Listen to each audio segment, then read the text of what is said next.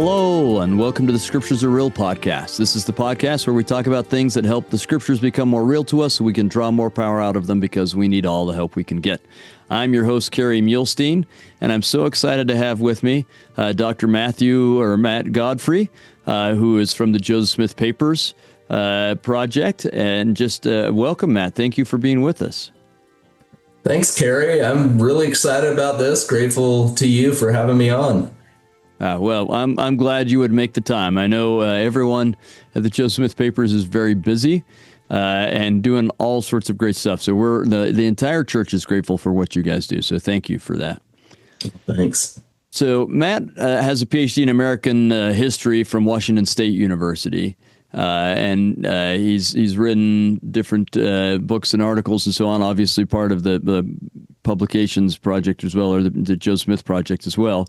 But that's the boring stuff. Why don't you tell us about you, your family, or whatever else would help us kind of understand you and what makes you tick and why you like history or whatever else. You don't have to tell us that. You can tell us about water skiing if you want, whatever you want. Oh, great. Well, I kind of have history in my blood. My father has a PhD in history. My mother had a master's degree in history. Both of them loved church history. They were active members of the Mormon History Association for a long, long time. My mom has since passed away. My father is in his 90s, so he doesn't attend meetings anymore, but he still loves reading history. So I was kind of always around history growing up. But to tell you the truth, I didn't have much interest in pursuing a career in history. I wanted to get a PhD in English and be an English professor. And that was kind of my initial career plan when I started attending BYU as an undergraduate. But as I kind of went along, I realized I didn't particularly enjoy literary criticism a whole lot, as I went into some of the upper division classes in the English major. And then I found out too, since I was minoring in history, I found out that if I switched my major to history, I could graduate like a year and a half sooner. And so that kind of sealed the deal for me. And I said, okay, I'm going to switch it up. So decided to switch my major to history. And then the plan was to get a PhD in history and teach somewhere.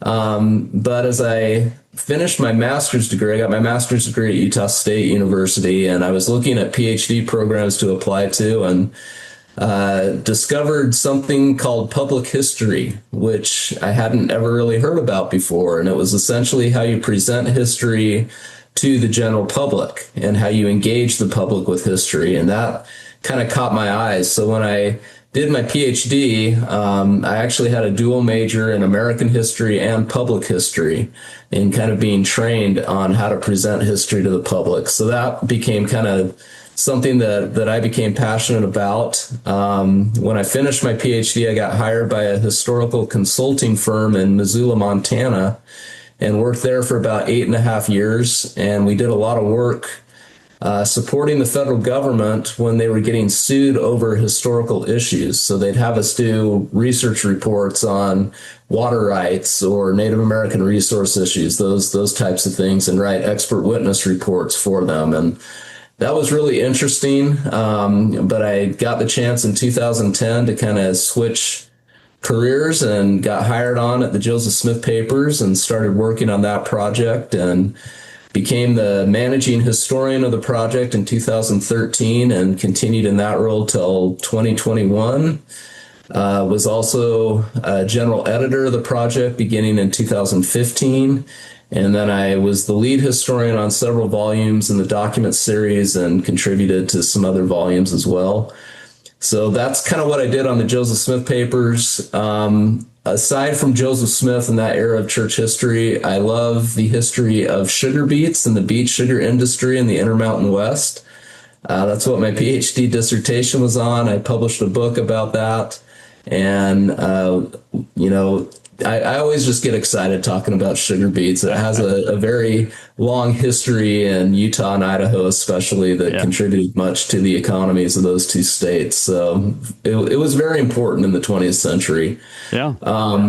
Probably that book's a real hit at Jordan High School because they're the beet diggers, right? That's right. That's right. Oh, good.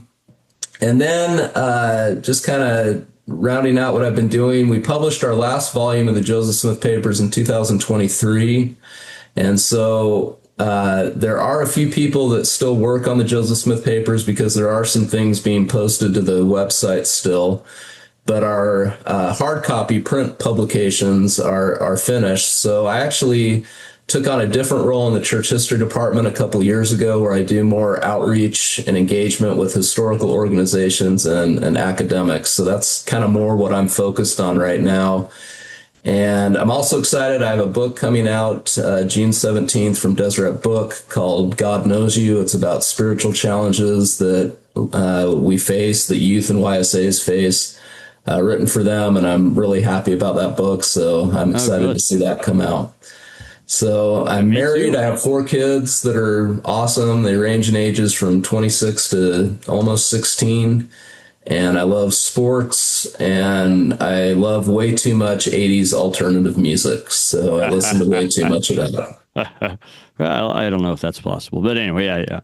Oh, good. I don't think it is, but so that's this book. I'm really excited about it. It's a book that's much needed, and that will have just come out. So I imagine everyone can get that at like Deseret Bookstores or DeseretBook.com or Amazon or something along those lines, huh?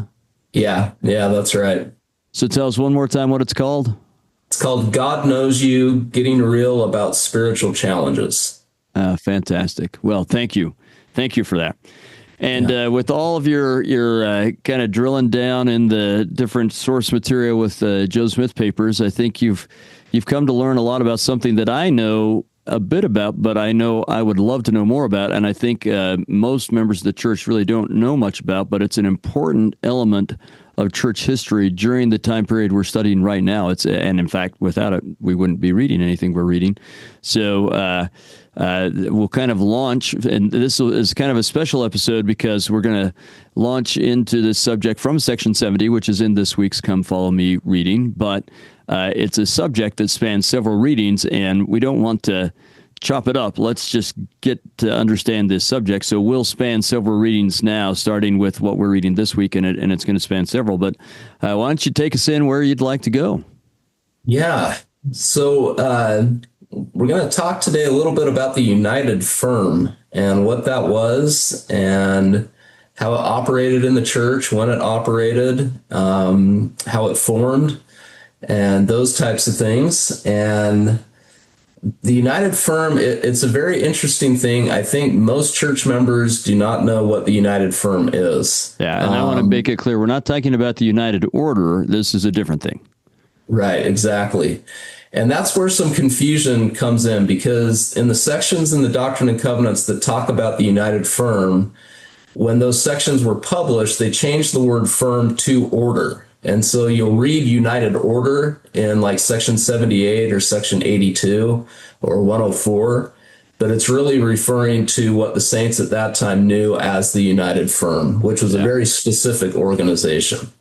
Very good. And just so you know, I've kind of been, as we've been approaching this, I've kind of been priming our audience a little bit when we've had chances to talk about W.W. Phelps going down to Missouri and Sidney Gilbert going, and how he's supposed to help provide an economic engine there, while you've got Newell Whitney being an economic engine in Ohio. And I've kind of primed our audience. So I'm telling you, but I'm also reminding my audience to think back to this, where we've said you're going to need to know these things in the future as we try and understand some things that are happening. So hopefully we're primed a little bit, but we're ready to understand some new things. All right. Well, really, kind of what you were talking about there, the genesis of the United Firm extends all the way back into what we have as section 57 in the Doctrine and Covenants, that section where the saints are commanded to build the city of Zion in Jackson County, Missouri. Because that section, like you mentioned, it directs William W. Phelps to move to Missouri, to establish a printing office in Missouri. It tells Sidney Gilbert that he's supposed to operate a storehouse in Jackson County as well. So you have kind of these two, a publishing endeavor, a mercantile endeavor that the saints are supposed to set up in Jackson County. And again, this is July 1831 that this is being commanded. Edward Partridge, who's the bishop in the church, is also told to move to Missouri, where he's going to act as the bishop there. And then a few months after Section 57 is given in December 1831, Newell K. Whitney is directed by the Lord, is appointed by the Lord to be another bishop in the church, responsible for temporal affairs of the church in Kirtland, Ohio. So you have, Bishop Partridge, Sidney Gilbert, Bishop Whitney responsible for kind of the temporal affairs of the church for this storehouse in Missouri, as well as Newell K. Whitney's storehouse that he already had in Kirtland, Ohio. Now, at the same time, and this is where Section 70 comes in. So in early November, the church holds a series of conferences that are all kind of geared around the publication of Joseph Smith's revelations. So prior to this time, when Joseph Smith would receive a revelation, he would dictate it, a scribe would write it down. Perhaps if it was given on behalf of someone, that person might make a copy of that revelation that they could have. And then John Whitmer, beginning in 1831, was directed to buy a record book. And then when Joseph Smith had a revelation, Whitmer would copy that revelation into this record book. And that record book becomes known as the Book of Commandments and Revelations. We call it in the Joseph Smith papers, we published it in Revelations and Translations, Volume 1, and called it the Manuscript Revelation Book. Manuscript Revelation Book 1, I think, is what we call it. That's a real catchy name that we came up with there. So that's pretty much how the church had records of Joseph Smith's revelations. They had personal copies that were made, and then they had these official copies that were in this Manuscript Revelation Book. Well, they decide that as the church is growing, as more people are being sent out to preach the gospel, to perform missionary work, they need to have a way to better or to get people more familiar with Joseph Smith's revelations. And a better way is that for missionaries to take those revelations out so that they can tell people about them, they can reference the revelations, they can read from them, whatever else. And so there's a series of meetings that are held in November of 1831 about publishing Joseph's revelations in a book that they titled the Book of Commandments. That was to be this first compilation of revelations. And as they're talking about how to publish the revelations, they know that they want William W. Phelps to publish. He's going to be the publisher of the revelations from the print shop in Missouri. But they also believe that there needs to be individuals other than just Phelps who prepare the revelations for publication, who kind of supervise the publication of the revelations, make sure that what is printed is accurate, that it reflects well what the revelation truly says, those types of things.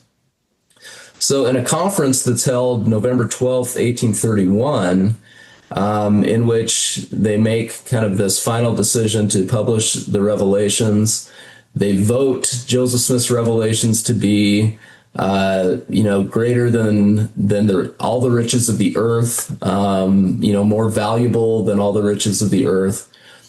They decide in this conference, that they need to have people established to supervise the publication of the revelations. And Joseph then receives a revelation during this conference, and this is what Section 70 in the Doctrine and Covenants, that appoints 6 men to be what the Revelation calls stewards over the revelations.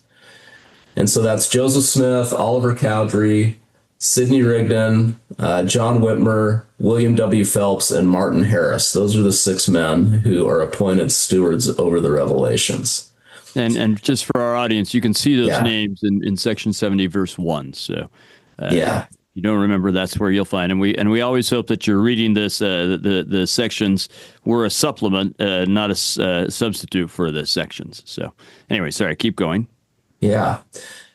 So these 6 men eventually will become known as the literary firm in the church.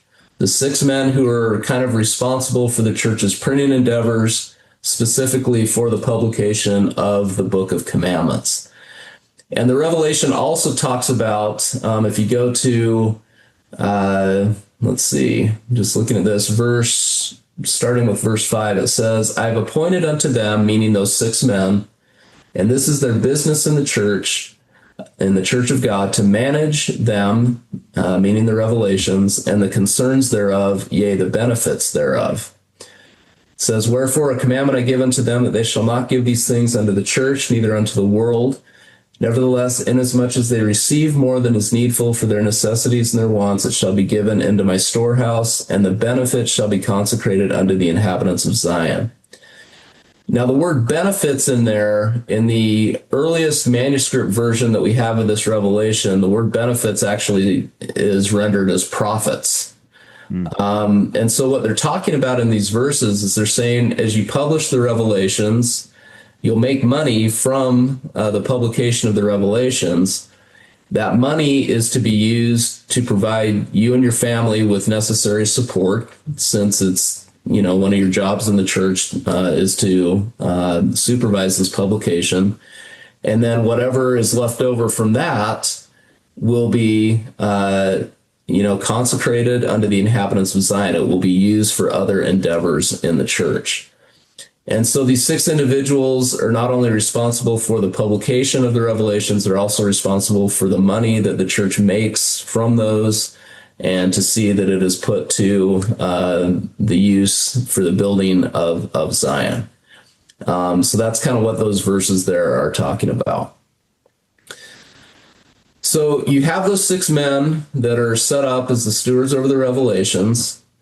You have Sidney Gilbert and Newell K. Whitney, another 2 men who are over the mercantile endeavors of the church, those 2 storehouses in Missouri and in Kirtland. And then you have Edward Partridge, who is the bishop of the church in Missouri, is also responsible for the church's temporal affairs. So kind of these 9 men who are overseeing either publication endeavors or business endeavors for the church. And again, they're all in place doing these things by the end of 1831 and kind of acting in these roles.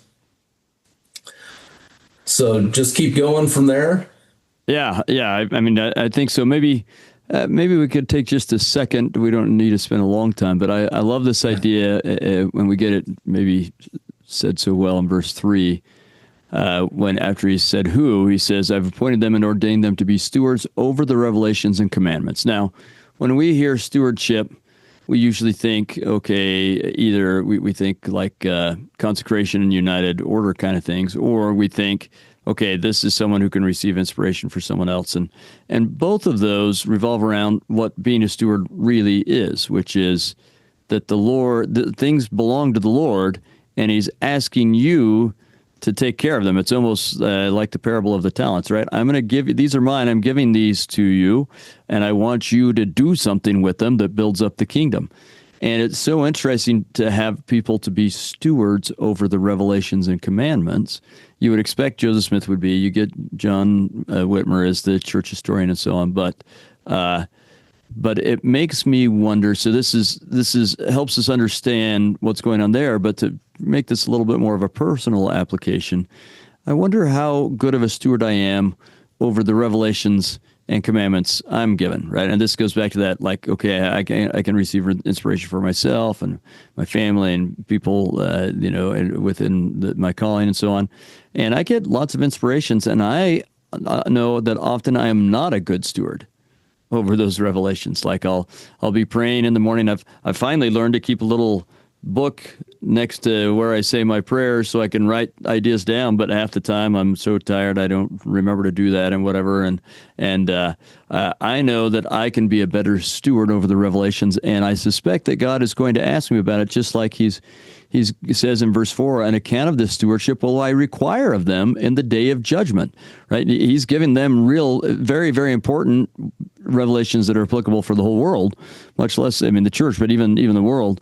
And he's asking them take care of these revelations, do magnify these revelations, and I'm going to ask you what you did with it, just like that parable of the talents. Okay, did you bury it or did you do something with it? And I suspect he's going to ask me, and I may have a few things to answer for at that point. So anyway, it's just a little bit off topic of the main historical thrust, but related to it enough that as I think about how this might apply to us, besides the fact that we should be stewards over these same revelations, right? These people have gone through a lot of work to make it so you and I can read this, and I hope we're taking it seriously. My sense is that Come Follow Me is helping us take it more seriously than we ever have, but I hope we continue to take it seriously. I love that idea of being a steward over the revelations that God gives to you. I don't think I've ever thought of it quite in that way, and I'm kind of the same way.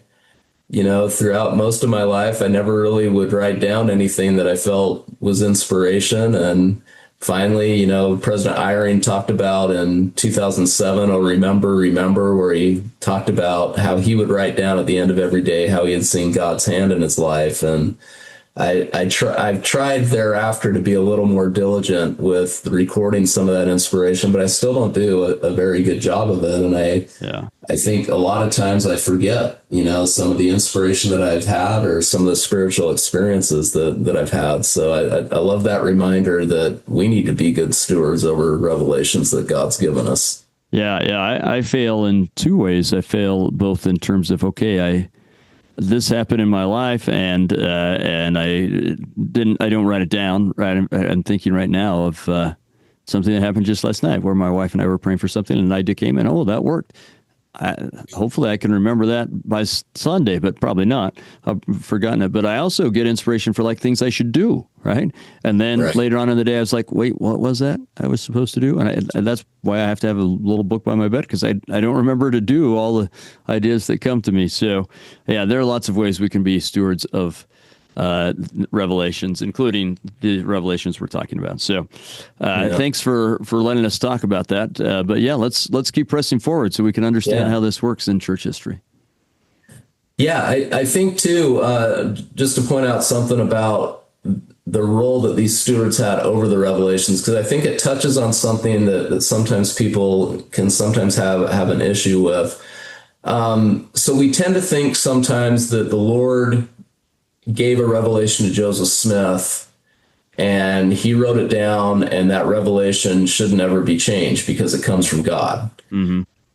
Well, what happens with these six men, and especially Joseph Smith, Oliver Cowdery, Sidney Rigdon, and John Whitmer, those four especially, they go over these manuscript revelations, these copies of the revelations in the book that John Whitmer's been keeping.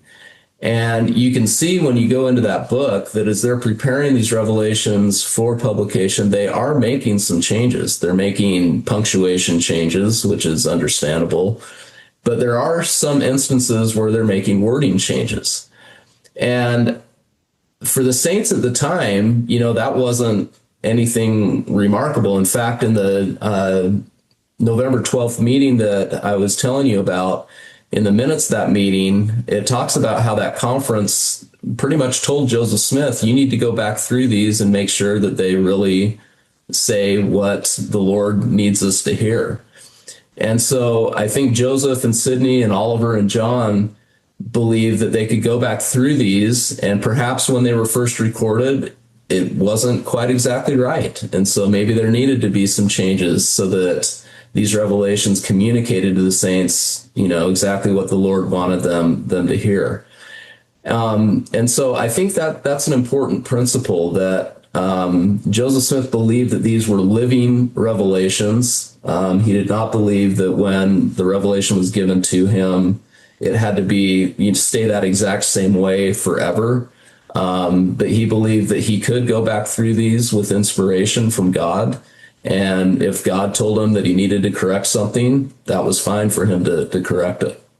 I think that is a really important point. And sometimes you're absolutely right. We struggle with that in so many ways. I just don't know that I fully understand why. I think sometimes we feel like Joseph Smith was like a Xerox machine for God or something like that, that God gives it to him in this perfect language. But Joseph Smith himself, like Moroni or Mormon, often talked about, or the ether, how difficult it is to convey the ideas that he gets from God in words. And he talks about like being in the prison of a broken, crooked, and scattered language, right? He has these ideas coming to him, and we can probably all relate to this. I've had ideas come to me where like, I understand that. And when I try and tell it to someone else, I can't convey what the thought that came to me, the truth that came to me. I just can't figure out how to convey it.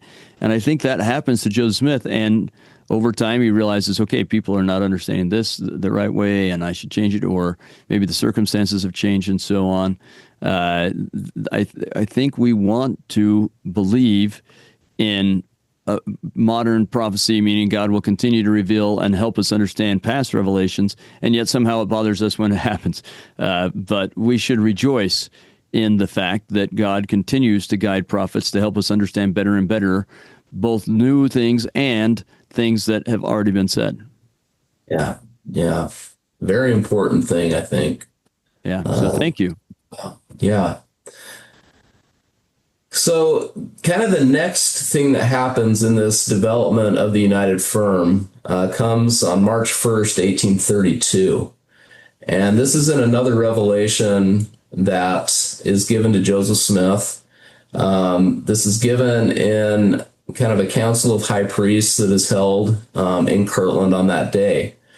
And in this revelation, the Lord tells Joseph that the time has come to coordinate the management of the publications and the management of these storehouses. So there needs to be more coordination. There needs to be an administrative body set up to manage both of these concerns.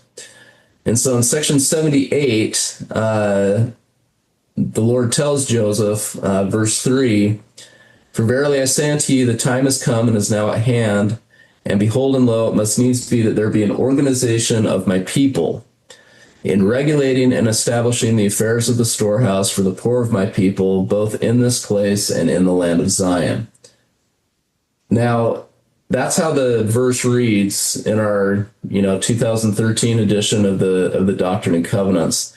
But the original revelation, when it was first written down, when it said the affairs of the storehouse for the poor, that wasn't in there. Essentially, what the Lord said is that there needs to be an organization of my people in organizing the mercantile and publishing endeavors in my church.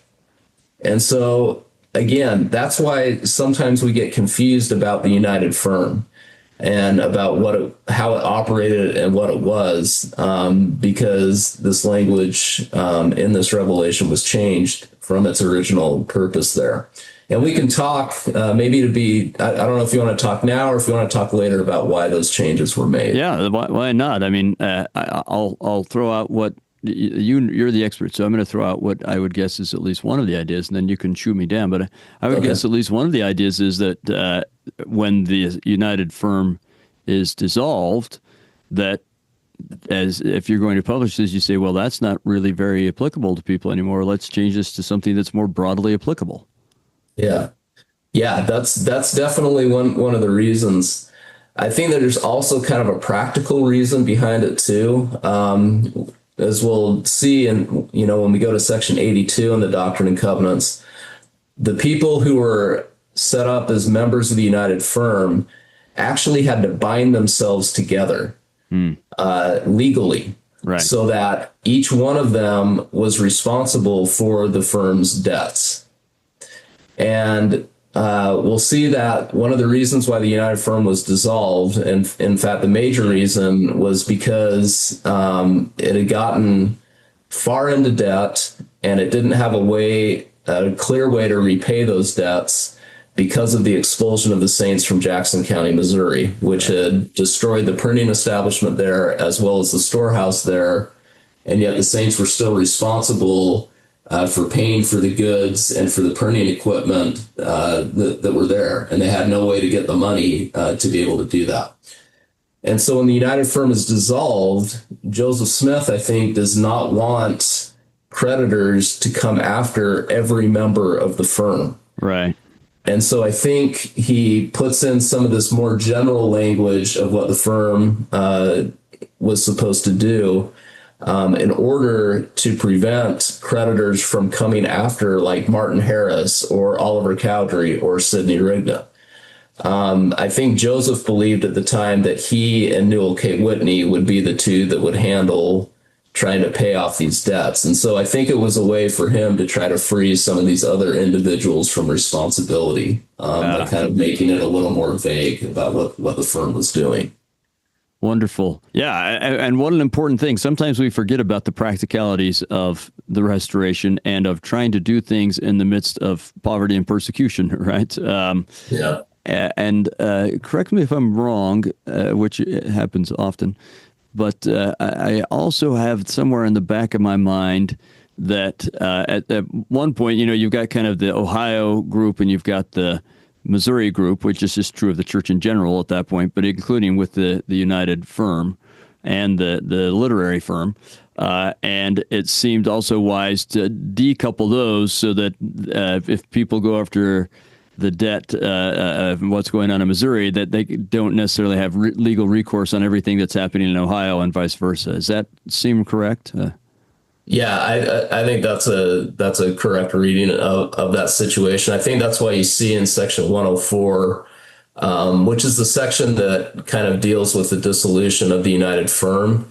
It talks about kind of this dividing up of the firm into United Firm in Missouri, United Firm in Kirtland.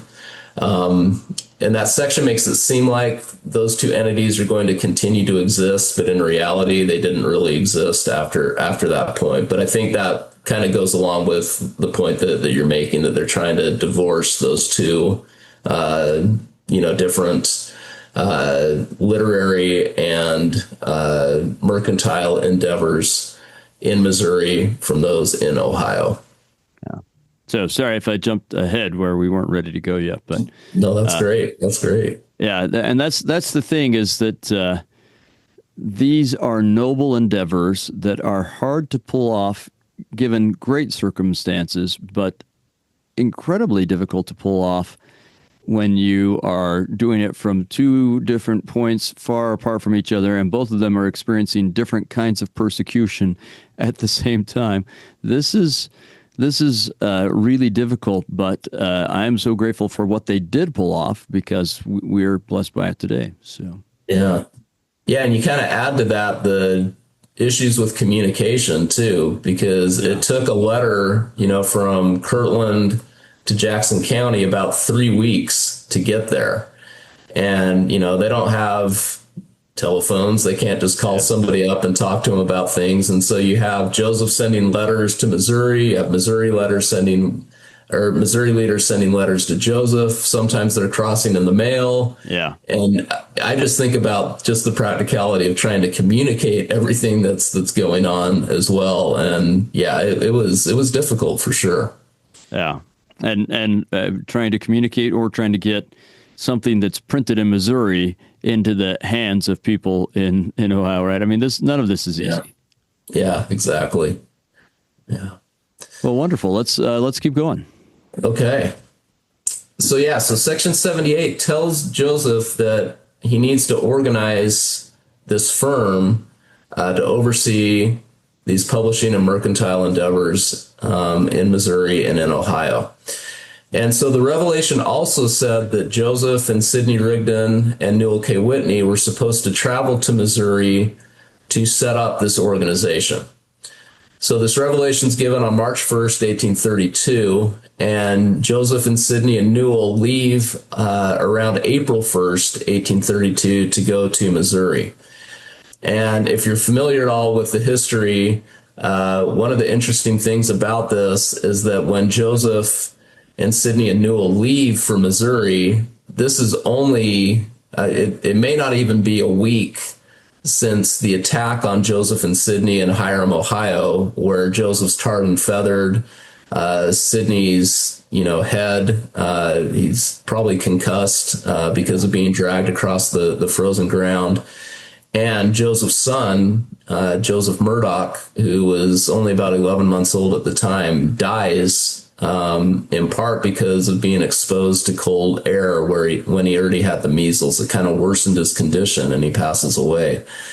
And so when these three men go to Missouri to fulfill this commandment in section 78, it's not an ideal time. It's actually a very chaotic time for them to be going to do this. But they do it because they believe the Lord had commanded them to do it and that they needed to obey that commandment. I think it's a real testament of their willingness to obey even in difficult circumstances. Well said. Well said. Yeah. These noble endeavors were never easy for them, but really starting from this time forward, it's really, really, really difficult both in Missouri and Ohio. Things are starting to get really tough. Yeah, for sure. So they traveled to Missouri. They get there about, the third week in April or so of 1832. And they hold a conference, what they call a Council of High Priests there, in which Joseph sets up the United Firm. And he does so in accordance with both Section 78 as well as Section 82, which is a revelation that's received on April 26, 1832. And this revelation comes in this council of high priests and elders that has been appointed, for the purpose of organizing this firm. And so Section 82 lays out who are supposed to be the members of the United Firm. So if you go to verse 11 in Section 82, it lays out very clearly the members of the firm.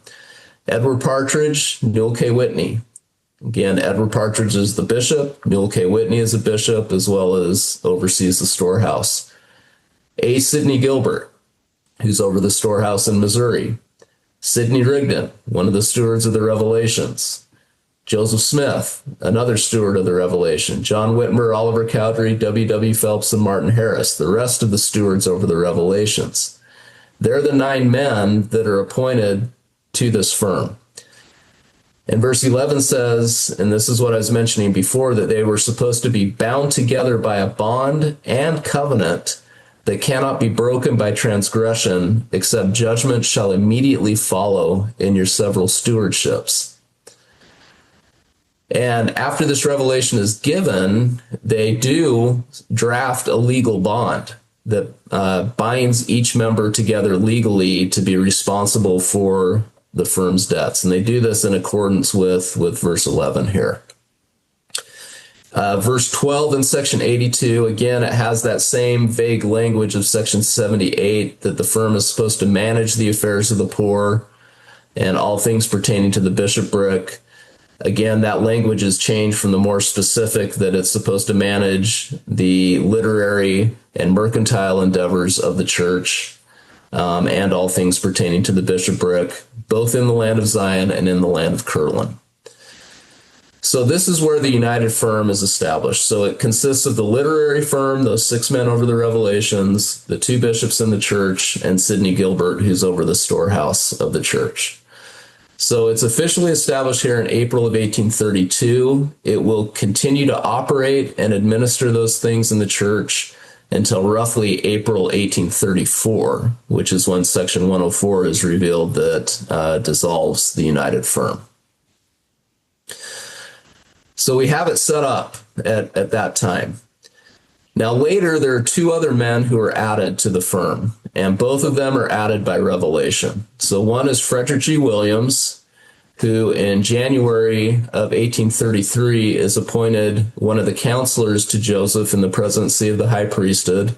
Frederick also had extensive land holdings in Ohio at the time, so he had a land base that could be used to help finance some of the publications of the church. And he'll actually set up a company, F.G. Williams & Co., that is the company that will purchase a new printing press for the church after the one in Missouri is damaged in the mob attack there in July of 1833. And so he does kind of oversee some of the literary endeavors there. The other man who's added to the firm in 1833 as well is John Johnson, who also has extensive land holdings in Ohio. And so these two men, the Lord appoints them as members of the firm because they have resources that the firm can draw on to help manage the mercantile and publishing endeavors in the church. And so there ends up being 11 members of the United Firm in total. Fantastic. And just so my audience can keep following some of the stories we've been doing, John Johnson is the owner of this farm that Joseph and Emma have gone to stay at. It's where they're living when the tar and feathering happens.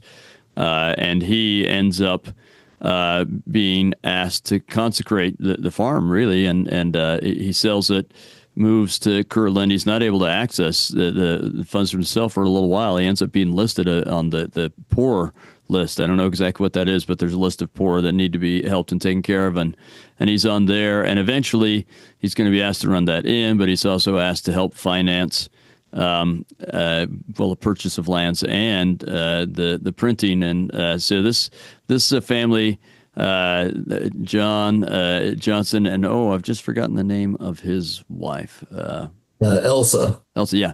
So John and Elsa, I don't know that we've told the story of how Elsa's arm is healed. It's one of the great healings early in the church, and Ezra Booth joins the church because he sees that, but then he's going to cause problems later and be partially responsible for that tarring and feathering. But John and Elsa are just consecrated individuals who give and give, first of all, and just taking people in on their home where significant things happen, and then in other ways, including in the way that we're looking at here.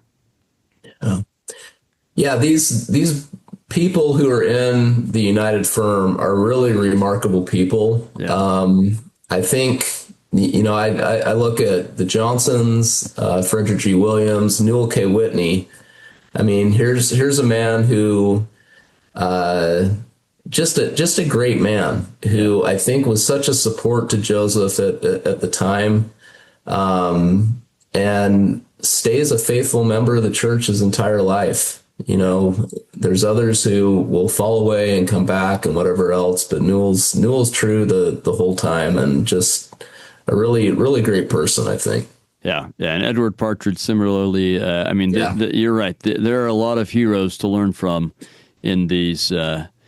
In this firm or these firms, people who, and I'll say that the longer I'm a member of the church, the more I realize that consecration is, at least for me, my great task. Like, it's something I want to be more and more consecrated, and it's hard to get more and more consecrated. Like, it's a good but painful process, I think, for any of us, and I am inspired by all of these people as I see the way they, and when I say consecrated, I don't mean just financially. I mean, I've talked about them giving up the farm and so on, but they're giving up the farm because they're consecrated in their hearts. And that's why they'll spend the time as well and so on. And that's part of why these stories to me, and that's why we talk about the scriptures being real. This is very real. These are the real lives of these people that are behind and affected by these revelations. And when I see their lives, it inspires me and gives me motivation to continue forward in my own journey of consecration. Yeah. Yeah, I think that's really well said. There's so much to learn about that from these individuals and their families, and just the sacrifices that they made here in the early church. Yeah, I mean, really, when you say these names, if I were to think of some of my, of course, Joseph Smith is a huge hero in church history. But when I think of heroes in church history, Edward Partridge, Newell Whitney, Sidney Gilbert, and John and Elsa Johnson are, and Emma Smith and so on. But I just right at the top of the list of people that John Murdoch is another one for me. But I watch these guys and I think I am not currently at the point where I could do what they are doing, but I want to get there. Yeah, for sure. And I mean, I would even add, sometimes with like Sidney Rigdon and John Whitmer and Oliver Cowdery, because they don't stay in the church and they, later on fall away. And I think sometimes we tend with those individuals to kind of shove them aside and say, well, they didn't end up faithful. But at the time that they were in the church, they were so dedicated to the gospel, and they made a lot of sacrifices, as did their families, for the gospel when they were in it too. I'd agree. And Martin Harris is another one who I mean, he does come back to the church. Actually, I learned a lot from Martin Harris. We've talked about him a number of times. That the first lands being purchased in Missouri are from him, the financing of the Book of Mormon. There's a guy to learn from as well. Yeah. Well, with the United Firm set up, let's talk just a minute about how it theoretically was supposed to operate. So William W. Phelps is printing the Book of Commandments in Missouri. He's also printing the church's newspaper there, the Evening and the Morning Star. The idea, again, I mentioned this before, the idea was that when these books are printed, they could be sold to people. And so there would be money coming in to the printing establishment from the sale of the books. At the same time, the two storehouses in the church, the one in Independence and the one in Kirtland, these were supposed to be operated for two different reasons. One was as a storehouse for the church, so as a place where the poor and the needy could come and could get necessary food and other supplies, without charge if they were in need. But at the same time, both of these storehouses operated as for-profit stores as well. And so people could come in and could purchase goods as well, so they could be generating money. So the idea was that the money that the storehouses made from the sale of goods could be put into the printing of the Revelations and the printing of the newspaper. The proceeds from selling the Book of Commandments could be put into buying more goods to help stock the stores in Independence and Kirtland. And so there was kind of this symbiotic relationship that the United Firm tried to set up so that both the literary establishment and the mercantile establishments in the church could help finance each other. Yeah. So that was kind of the lives theory of saints in different ways. Yes.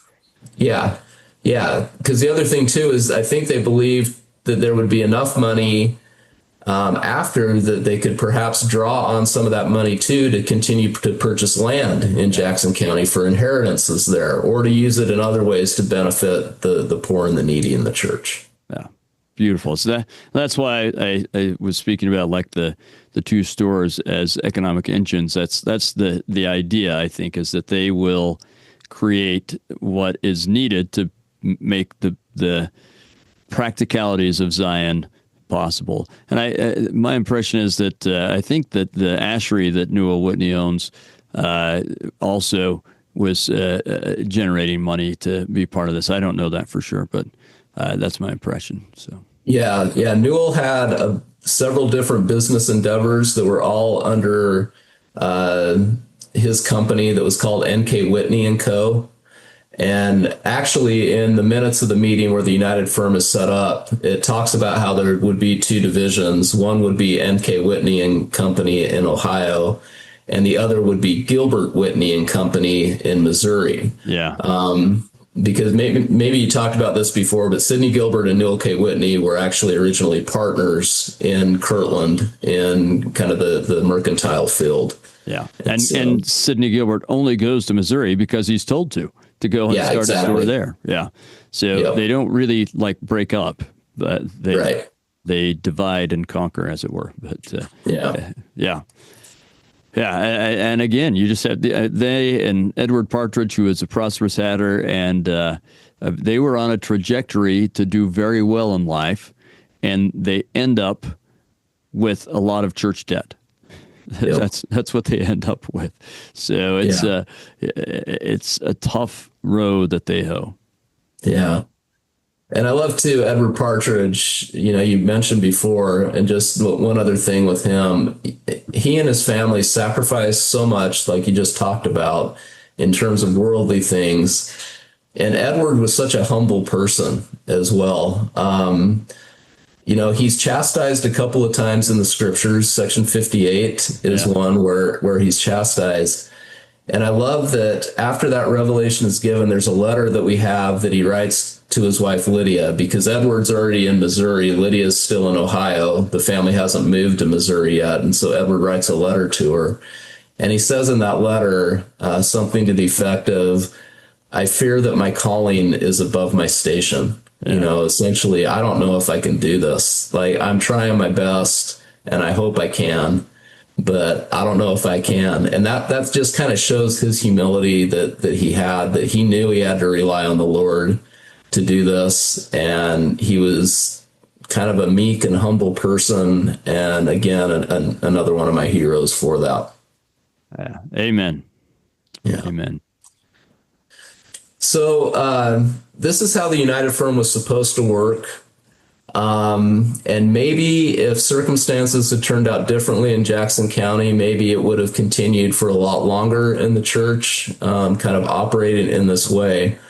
But of course, things don't go well in Jackson County. In this July of 1833, there are mobs that come up and decide on one day that they're going to attack the printing shop where the church is printing the Book of Commandments. And they also tar and feather Edward Partridge and Charles Allen at the same time, because they don't want the saints there. They want the saints to leave.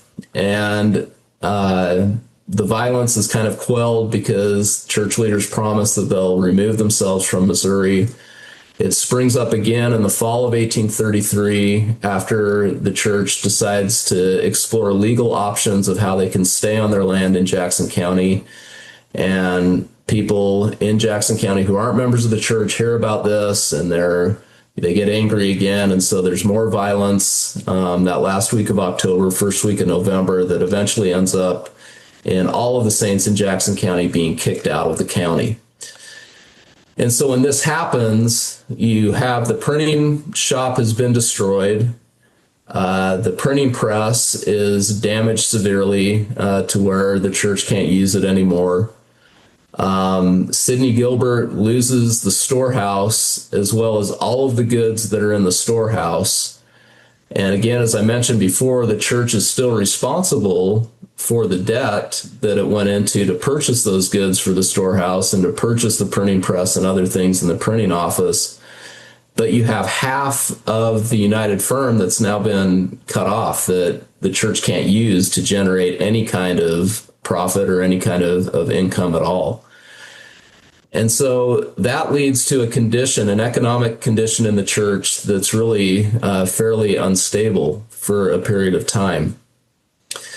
And by January of 1834, Joseph and the rest of the members of the United Firm are really concerned about how they're going to repay the debts that the United Firm has. And they meet together and they pray and they ask God to provide some way that they can get out of debt and pay off those to whom they are in debt to. And so they try to explore options of doing various things to try to pay off these debts. But by April of 1834, it's clear that they don't have the money to repay what they need to at the time. I think Newell K. Whitney in April kind of looks at his financial accounts. Again, he's the one that's purchased most of the goods for his store. And he says in there, looking at all of these debts that I have, and when I have to make payments on them, I need $8,000 pretty much immediately in order to be able to repay these debts. And that may not sound like a huge amount of money to us today, but in 1834, it was a considerable sum of money that they were going to have to come up with. The other thing that Newell does at the time, which again, I think just shows what a remarkable person he was. So the members of the United Firm who were in Ohio would often come to his store and they would get goods, food, other supplies for their family from his store. And they do it, they would have an account. And so Newell would record what they took, how much they owed for it. And this is typical at the time. Kirtland especially is a very cash poor society at the time. So you don't have people like we have today. They're not going to go in and pay money and get what they want. Most of the time they're getting goods. They're promising to pay later, or they're promising to pay in terms of like labor, or in terms of a good, an exchange of goods, or some other way of repaying those debts. It's especially common in an agrarian-based society because you have such cycles of needing money and then bringing money in. So it's very common. Yeah. And so the members of the United Firm had generated around, I think, $3,600 in debts in Newell K. Whitney's store. And because of the financial problems that the firm was having at the time, and that the members of the firm were having, Newell forgave those debts. Yeah. He essentially told them, you don't have to repay these to me, which was a big relief to those individual members. But it was a considerable financial loss to Newell, but one that he was willing to take on because he understood kind of the larger picture behind this. So I think that was really remarkable. Yeah, Joseph Smith was one of those that he forgave debts to on the same day that he took on added debt for himself. So, yeah. So you have these debts that are mounting. And remember, too, that by April of 1834, Joseph has been commanded to recruit people and to lead an expedition of people from Ohio to Missouri to help the saints there. That becomes known as the Zion's Camp Expedition, which I'm sure you'll talk about in future episodes. But Joseph, because of all of these debts, the United Firm, he doesn't really know if he's going to be able to go on this expedition, because he's concerned that his creditors might come after him. There might be other circumstances. He doesn't really know what he's going to do. And so all of these factors lead into a revelation that comes to Joseph Smith in April of 1834, April 23rd, and which is section 104 of the Doctrine and Covenants.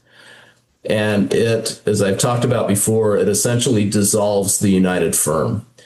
And what it does is it takes the assets of the firm and it gives those assets to different members of the firm as their stewardship. So, for example, Newell K. Whitney's ashery goes to somebody. I think it goes to Sidney Rigdon, maybe. Or no, actually, Sidney Rigdon gets the tannery, I think, in Kirtland to operate as his stewardship. And there's different other things that are operated by different members of the United Firm for their stewardship. And I think the reason for doing this again is I think Joseph Smith and others believed, and the Lord believed, that it would be easier to repay the debts if it was just on this individual basis rather than everybody being responsible for all of the United Firm's debts. Yeah. And in practicality, again, it's really Joseph Smith and Newell K. Whitney that take on the responsibility for the large amount of debt that the firm is in. They work hard. Newell works hard to repay debts. We have an account book that he has that I think is held at BYU from 1834, where it records how much money he's paying to different people. They're relying a lot on donations from other church members to try to help repay these debts. Some of them linger over, into Joseph Smith's financial accounts well into 1837 and 1838. And when he has to leave Kirtland in 1838, he appoints Oliver Granger and others to try to continue to pay off these debts, which I really think is remarkable, because sometimes I think Joseph, critics of the church will look at Joseph and they'll say, he didn't care about personal responsibility or anything. He didn't care if he repaid these debts or not. And that is just not what the historical record bears out. You see Joseph up to the end of his life trying to repay a lot of these debts and employing people to take on the responsibility of trying to figure out how to get these debts paid. I don't think there's ever a moment where Joseph says, nope, I don't feel like I'm responsible for anything. I think he's always, this is always weighing on him, trying to Yeah. repay these things. Yeah, I agree, and then it ends up affecting Emma as well. And I mean, Yes. it's a bigger role in the practicalities of the church than we often think through. Again, John Johnson, I think, is one of those who some of the sale of his farm helps to pay down debt. And I think it also helps finance science camp and so on. But anyway, just all these individuals that are giving and giving. Yeah. Yeah. So after April of 1834, the United Firm really ceases to exist. When you read the Revelation again, it makes it sound as though the firm will continue, that it's just being reorganized. But in essence, what happens is that after April of 1834, it's really kind of the Kirtland High Council, which has just been formed in February of 1834, that takes on a lot of the, administrative responsibility of the church in Ohio. And then there's another high council that's formed in Missouri in July of 1834 that takes on that same role in Missouri. So you see these high councils kind of taking on the role that the United Firm had. Yeah, and eventually they kind of coalesce in the Far West High Council. Yes. Yeah. So, yeah. Now, the literary firm part of the does development of the church, if it's all right, just to say that we see during this period in both Missouri and Ohio, the continuing development of the organization of the church. And we're going to talk about that in other episodes because it's a part of, Revelation's about calling the quorum of 12 and so on and so on. But the High Council of these stakes, right, and the stakes, like the way it ends up being described in Missouri is that the stake president, and that's one of the Whitmers, if I remember right, he's called the president of the church in Missouri, right? But that's the way we would say it is the Missouri stake. So it's still kind of developing, but the High Council will start to take on an increasingly important role when it's formed, so that then the High Council becomes, first of all, the High Council for Ohio and then Far West. And like you said, there's one before Far West in Missouri, and then the High Council in Nauvoo. These become some of the most important governing bodies in the church at the time. And you're right, it starts to, some of the other little things that, again, as we see development, I'll use an analogy. We have, to begin with, a first and second elder of the church. That's Joseph Smith and Oliver Cowdery. And eventually you're going to get a first presidency created and a first presidency and a quorum of the 12, and then a first president, and you got first presidency, quorum of the 12, and these high councils. These firms seem to be kind of like the first and second elder, right? Okay, this is what we are going to put in place while you are developing, so that then I can get something else in place that is more what we're familiar with.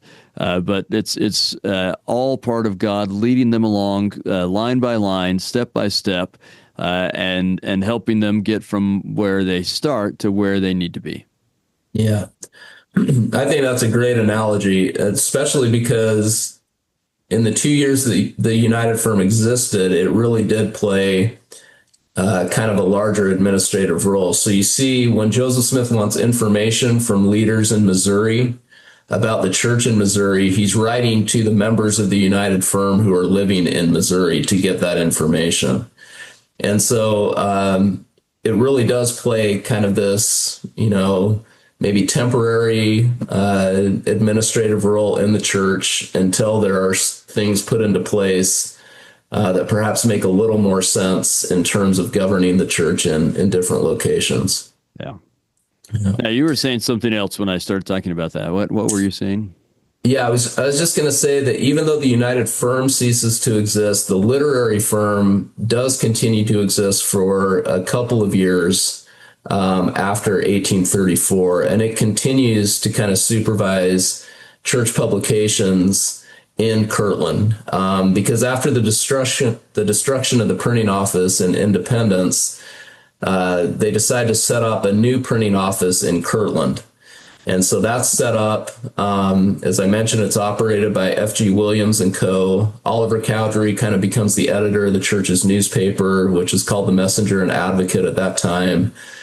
This is where the 1835 edition of the Doctrine and Covenants is published. And so that literary firm does continue to exist. I think we have reference of it in 1835, and I think maybe even in 1836 there might be one reference to it. So that portion does kind of continue to exist to oversee the publication endeavors in the church. Yeah, and I think we don't recognize how indebted we are to what they were able to do, even though the press is destroyed partway through, and so on. I mean, the two newspapers, the amount of information that we have, historical and doctrinal, from what's printed in the newspapers, the beginning of the publication of the Book of Commandments. There are things that are important to us historically and doctrinally that we would be bereft of without that literary firm taking seriously its stewardship over the revelations. Yeah. Yep. Exactly. Yeah. It's wonderful to see how that commandment that's given in November of 1831 in section 70, these stewards continue to take it very seriously. And there's other stewards that are added to those. I think David Whitmer is another one who kind of helps oversee some of these things. But yeah, that's one thing that I think is important to consider, that when we read the Revelations and the Doctrine and Covenants, they have, meaning to us and they have application to us. But at the time that these revelations were given, they had very specific meanings to church members at the time. And these church members viewed these as commandments, as, covenants with God, that they would do certain things. And they took it very seriously to do those things and to try to fulfill those commandments. Yeah. And that's a blessing to everyone who was a member of the church at the time, but it continues to be a blessing to us now. Yeah. Again, just good motivation to be a good steward over whatever it is God is asking you to be a good steward over. You don't know where this ends up. Yeah, for sure.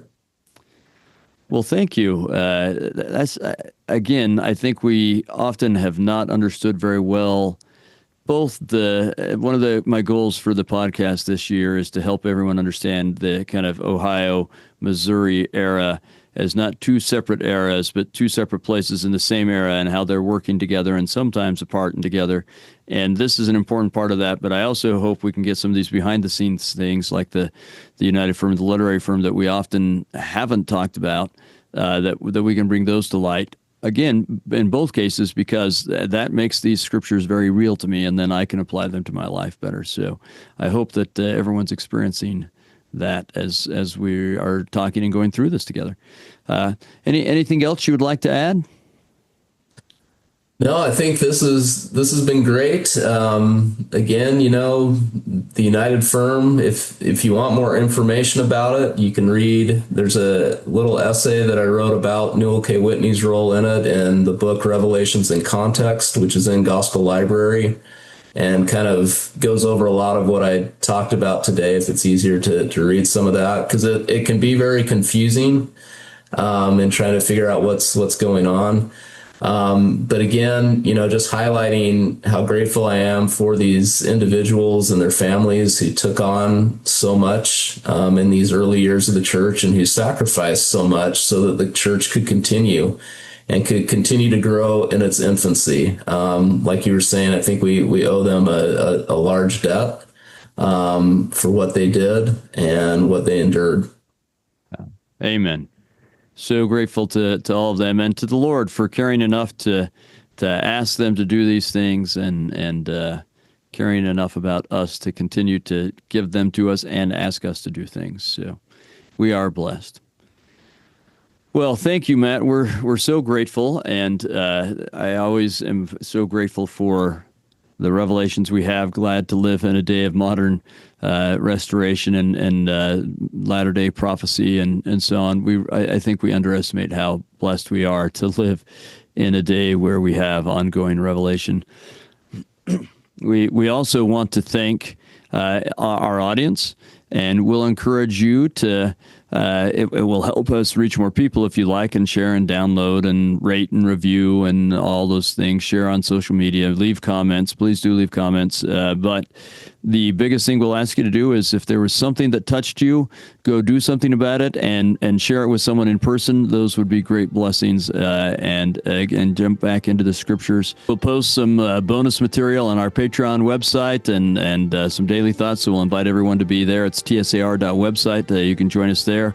And we just want to thank those who donate and make this possible through their DAFs and PayPal Giving Fund or however they do it. We keep doing this because a lot of people like Newell K. Whitney are generous and help us keep doing this. So we thank everyone for that, but especially today, thank you, Matt. We're grateful for you. Thank you very much. Really enjoyed it and appreciate the opportunity.